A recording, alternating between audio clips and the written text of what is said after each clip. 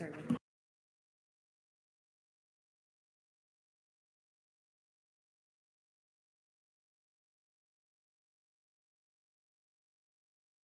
All right, why don't we go ahead and do this? Welcome, everybody. Today is Friday, August 8th. We are on the record from 2:10 to 3:10. It's now 2:13 p.m. We're here. It's a work session on AM 598-2025, Executive Appointment and Confirmation Hearing, Annmarie Billingsley, Chief Human Resource Officer, Human Resource Director. So we'll start with introductions. Mr. Martinez. George Martinez. Daniel Volland. Aaron Baldwin-Day. Keith McCormick. Yarrow Silvers. Anna Brawley. Christopher Constant. Do we have anyone on the phone? No. Thank you. We also are joined by the administration. Suzanne LaFrance. The mayor. We also have Ms. Billingsley and Mr. Falsey, the chief administrative officer. We have a full house. Clerks here. We generally start these confirmation hearings with an introduction by the administration, and in this case, we have the mayor. Madam Mayor, you have the floor. Thank you, Mr. Chair, and thank you, members, for being here today. Annmarie joined the municipality in September of 2024 as an assistant municipal attorney in the civil division at a time when the office was still recovering from historic turnover and vacancies. She quickly became indispensable. Her years working for the Fairbanks North Star Borough gave her a deep knowledge of local government and made her a subject matter expert in labor and employment law. In her original cover letter, Annmarie described herself as someone who thrives in fast-paced environments and is adept at managing multiple priorities. That proved to be more than true. She brought energy to every project while still finding time to mentor and assist other attorneys in the office. Annmarie has a firm sense of what is appropriate morally and legally, but she is not rigid. She understands that when it comes to employees, the why matters just as much as the what, that the emotional context of a situation can be just as important as what's happening on the surface. She is a bridge builder at heart who will lead HR with integrity, energy, legality, and compassion. Thank you for your consideration of Annmarie for this position, and it is a pleasure to ask for your support. Thank you, Mr. Chair. Thank you. Ms. Billingsley, would you like to make any opening remarks? I would, thank you. And first, I want to say thank you to the mayor for those really kind words, and for all of you here who have come to support this. Really, it's humbling. This is an amazing privilege and opportunity. And honestly, when the administration first approached me about stepping in an acting role, I was a little bit conflicted about leaving my legal position. But I came to the municipality because I want to help. That is really drives my decisions. And when I saw the potential here to really make a bigger impact, it was hard for me to say no. The municipal attorney had built this really great team that I was thrilled to be a part of, and so and I see you guys are here too. So it was really hard to decide to step away from that. But the time that I've spent these past 3 months have been incredibly rewarding, in large part because of the awesome HR team who is also here, who have just been working tirelessly to plug all of these holes. That, as some of the folks in HR described it initially as, HR is currently in a crisis. We have had over a 50% turnover over the past year, and I think we still have 11 out of 42 vacancies. And we have multiple people filling multiple positions, trying to make sure none of the balls drop. And I stepped in down there right beside them, trying to run around and roll up my sleeves. And it has been really hard, but incredibly rewarding. And so when Mr. Falsey asked if I'd considered doing this long-term, it was actually an easy yes. So I want to thank you all for considering this, and I'm really happy to be here and happy to answer any of your questions. So I have myself first in the queue, then Ms. Brawley. So, and I would note that Mr. Johnson joined us at 17 after 2. So, some of the most difficult situations that I have faced in my terms on the assembly have resolved around the human resource director, hiring, and the whole process. Some of the worst votes I ever had to take were confirmations, and I didn't know they were the worst until after them. Like, I really had deep regrets. Now, I'm not suggesting that's here now. I do feel like we've turned the tide. So, but I want to frame this question that way, that we've had our struggles with the HR team over the years, from politicization to staffing shortages to a very heavy-handed bureaucracy that attempts to use the HR process to control how the municipality works. So what are the biggest issues you see facing the department now? And what do you need from us to help you meet the challenges in the context of moving past those dark days? So to answer that question, what are the biggest challenges? When I first came down here, Mr. Falsey and I actually had one-on-one interviews with each and every person in the department to ask them, the people that are living it, what is happening here? What's going well, what's not going well, and what can we do to help? And those interviews were really informative. Lots of people had really great ideas and insights into what we could do. And some of the things that we could do were real easy. It was like, I could send an email and fix that problem for you right now. Other things are going to take a lot longer and need a lot more time. But there was very low morale and I think a lot of defensiveness because there's been a lot of finger pointing and HR has gotten blamed for a lot of things and everybody's a little bit cautious and guarded and it's going to take a little bit of effort to change that course and change the tide. The number one thing that I can ask of anybody is for some grace because we're not going to be able to fix this all overnight. We're taking all of the feedback that we received, implementing changes, changing processes and systems going forward, but we're not even back up to full strength yet. So it's going to take a little bit of time to get all of the people in place. And then once we do, I'm really excited to see what's going to happen next. Oh, and a quick personal note, are you related to the judge with the same last name? No. Okay, thanks. Ms. Brawley. Yeah, thank you. I have 2 questions. I'll just put them both out there. So, you know, we use phrases like qualifications and experience, and that can be formal, you know, like arguably I'm overeducated. I have too many degrees for what I'm doing. But also we know there's a lot of folks who, you know, don't have formal education. You know, my partner has a GED, for example. And so there's you know, I would say we're both very good at what we do, different things. So I'm wondering kind of what you think of when you think of qualifications and experience, what would someone qualified be? Because I know one of the issues we've had is great applicants that maybe don't meet the qualifications on paper. And I know the state has also made some changes there. So I'm just curious kind of how you approach that. So the qualifications piece. And then the other one is, you know, ultimately your role, you are working for the organization, you're working for management, right? And I know we talk about, you know, labor versus management, those things, but just in general, your goal is to represent the organization. But also I know we all share the priority, I believe, and have for a while now, of valuing our employees, keeping them around, and, you know, making sure that our folks who are doing the work of the government stick around and are committed and supported, because that's important for all of our jobs.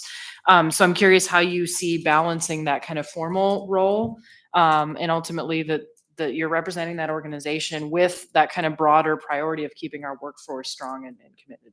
And I know those are big questions. Yeah, and both of them I think are about a balance. So the qualifications and experience, we've actually taken some steps already to try to help look at that problem a little bit differently. So our class specs already kind of outline for us what the minimum requirements are for some of these positions, but it lands to employment to decide whether this experience is relevant or not, and we're not the subject matter experts. So we're trying to move towards a program where the departments actually have more say in whether a degree is closely related or whether some experience is more applicable, because they're the ones that know better, particularly when these are kind of nuanced requirements here. And so I think it's going to be more useful for the subject matter experts to be able to say, I value this experience more than this degree, and this is completely relevant and meets the MQs. And so we do have a new rater program that we're trying out to empower some of the departments a little bit more to have more buy-in in exactly that.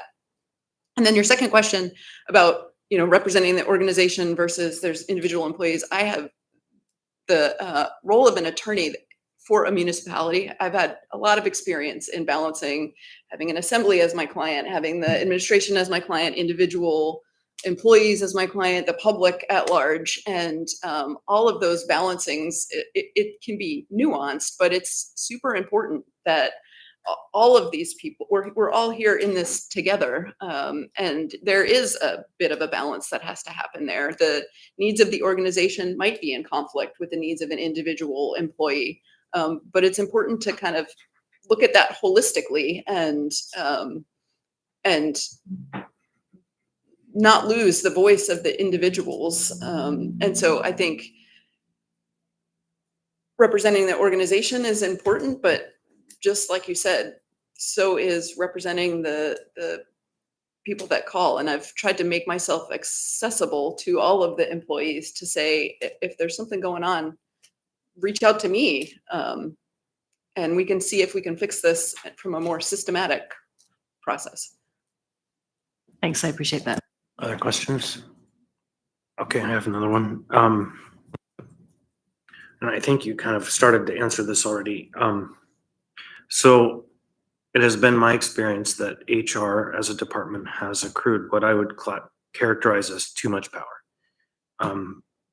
What this means from a practical perspective, I could describe it, not this clerk, but clerks before her, screaming to me that they cannot discipline their staff who are not performing in a way that is acceptable, that the HR team says this is the only way you're allowed to do it. And what that looks like then to a manager or a supervisor or leader is that they can't be that. In fact, it is the HR department that is the supervisor. The director is just a functionary delivering the message. And to me, that's just too much power. The supervisor knows the person and the circumstance. The HR director provides advice. That's in my universe how it should be. So many key personnel decisions that have been made are made by the HR department advising the department head that this is how it will be, rather than the department head saying, these are the issues, what is your advice? And then the department head being allowed to make the decision. So ultimately the question is, what is your philosophy on the role of the HR department in the overall mix of the municipal enterprise as it relates to management, supervision, and discipline? I think I am in agreement with sort of how you framed this, that HR is an advisor, similar to my role as an attorney, where I would review this and say, here's what I recommend. You're the client, you get to make the decision. And I've seen that part of that power imbalance, it shows up not only in labor, it also shows up in employment and in classifications when, it might be a discipline thing on the labor side. And I think we're really taking steps to make clear that we've done an investigation. These are the facts that we found. This is the recommendation that we're making. It's a recommendation. And if the department wants to do something different, they're empowered to do that. But we also have processes in place where if we're in a grievance resolution, for instance, and HR is recommending one thing and the department's recommending another, it comes to me as the director, and then it goes up to Becky or Bill, so that we have lots of buy-in on how we're making these decisions. So there will be conflict. And I think that's good, because then we can kind of make sure we're getting it right. And so we've instituted some more layers of oversight in sort of those bigger decisions. And then similarly on the employment side, if a department is saying, well, HR won't let me hire this person, that's not right. We're making a recommendation, and if you don't want to follow the recommendation, we'll elevate it, but that may be the ultimate decision. And so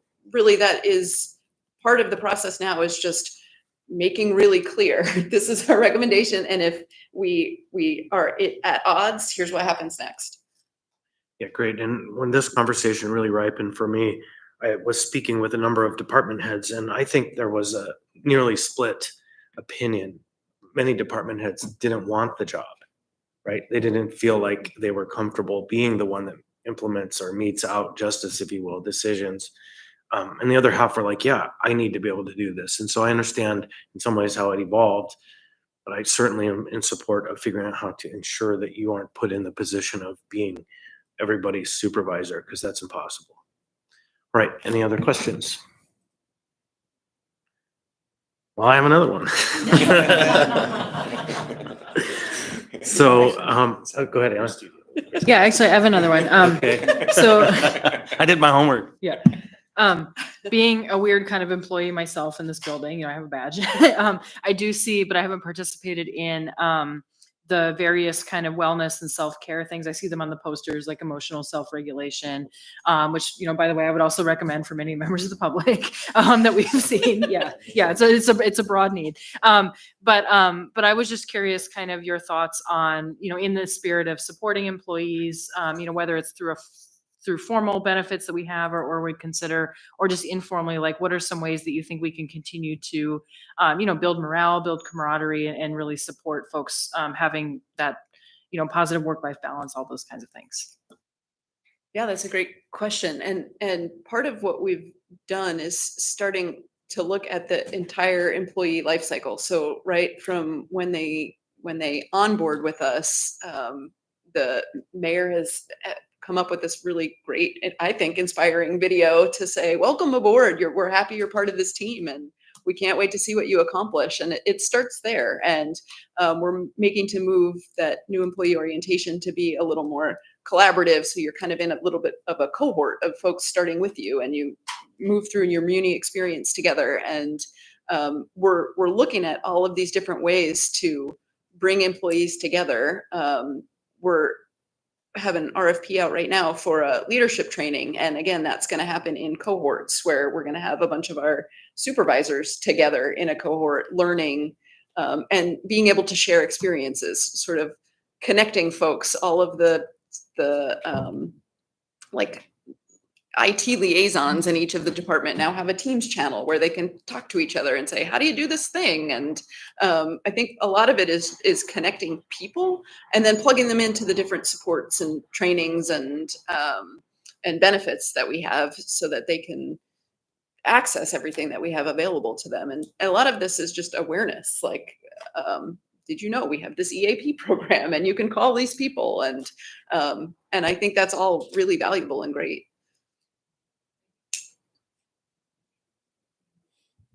No, I'm sorry, Fire Chief. I know you're here because of me.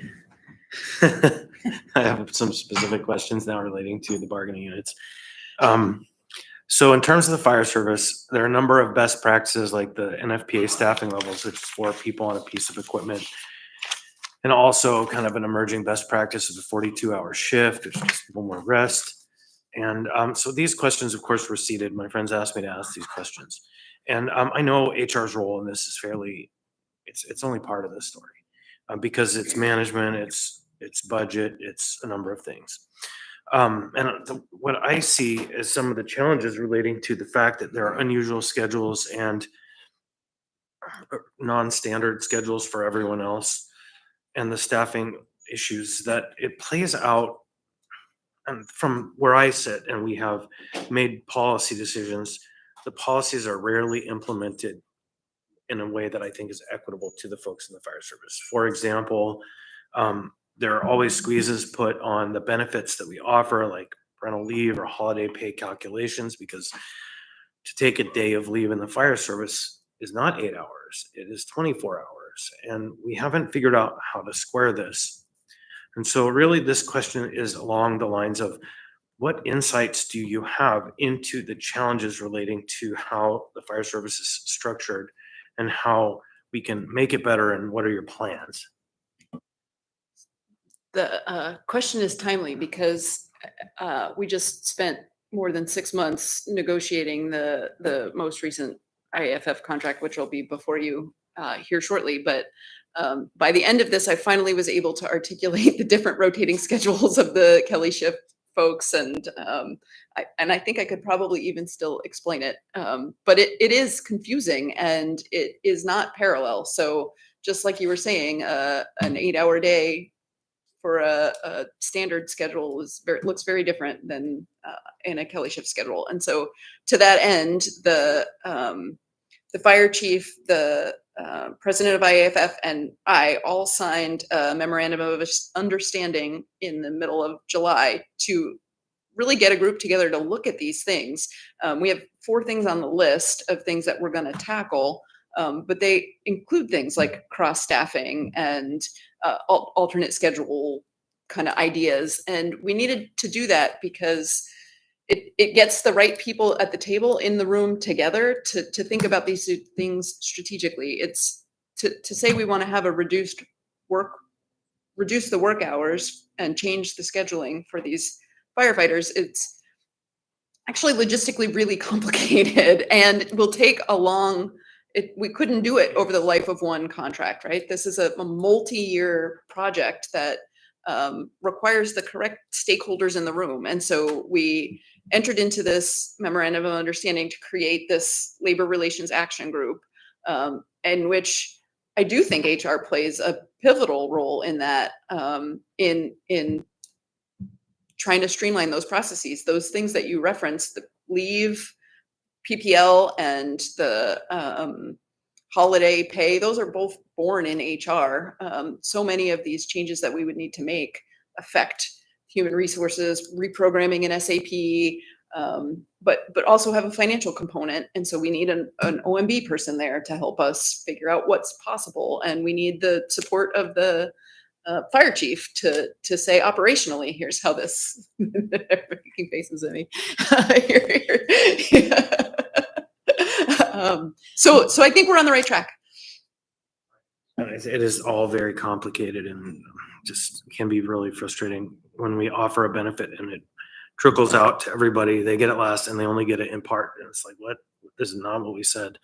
And the long-term staffing issue. And I understand making a shift to platoon structures and all of those things could take a decade.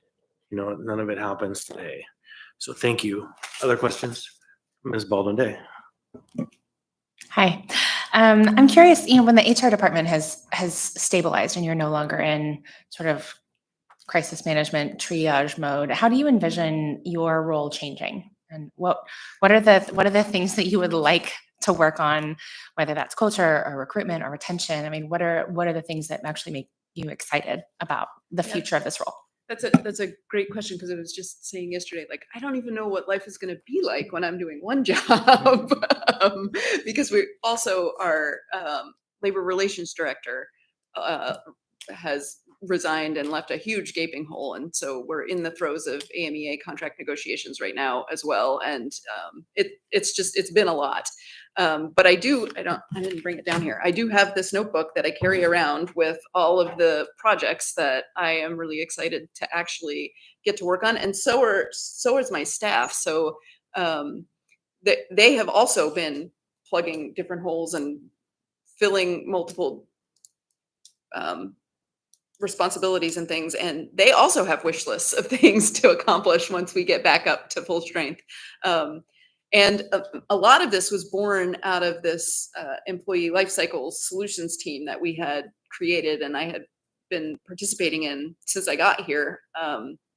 And there are some really simple things that will take a really long time. Like, we don't have electronic records for our personnel files, and we should, and that would benefit everybody. And that's going to take money and time and resources to figure out how to get all of these paper files into an electronic system.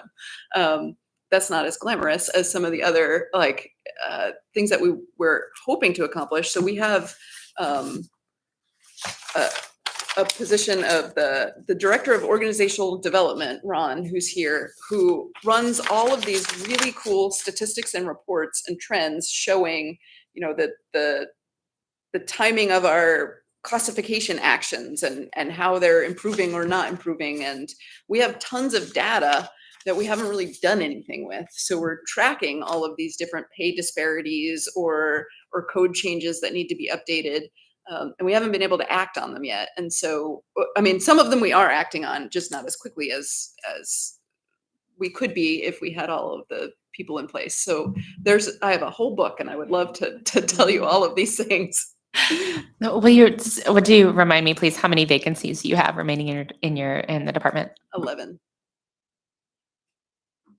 Is that good? Ms. Baldwin Day? All right, Ms. Brawley. Thanks. Yeah, and I'm glad you brought up data and tracking. So I'm not asking for any of those numbers because I know you're sorting through them.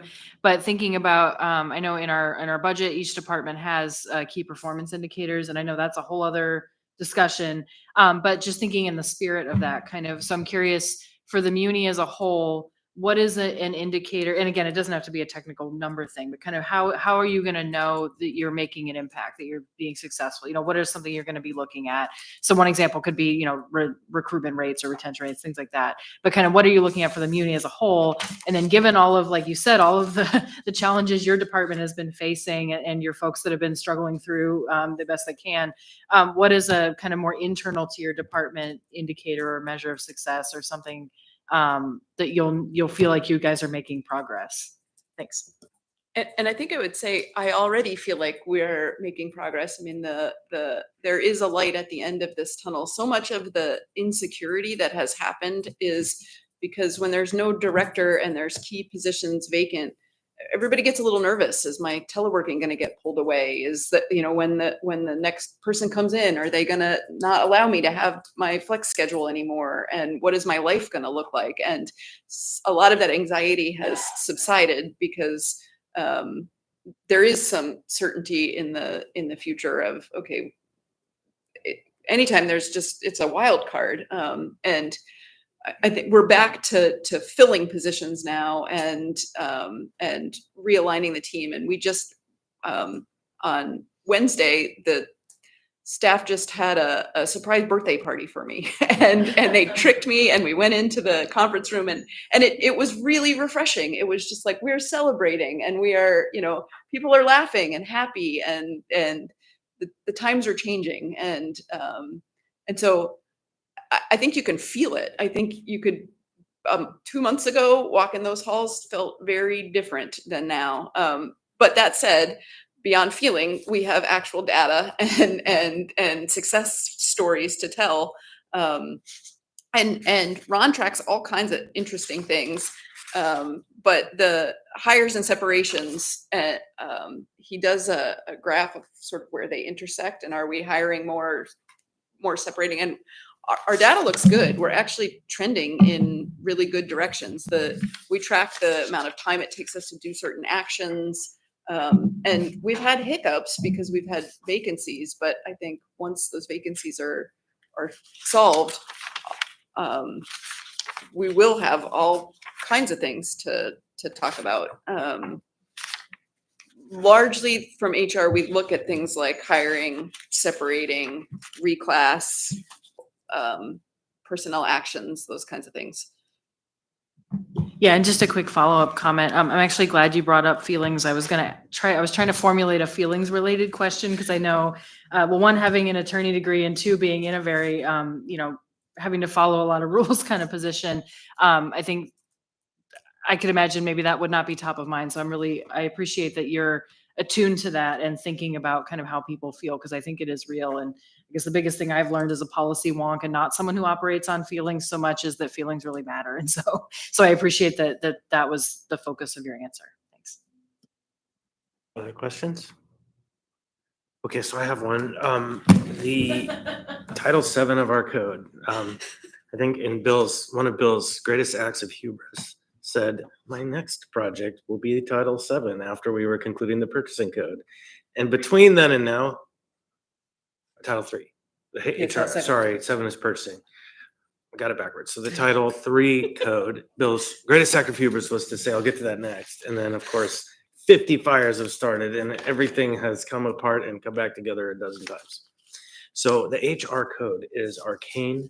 The HR code is not representative of what we do. It has phrases in there that make no sense.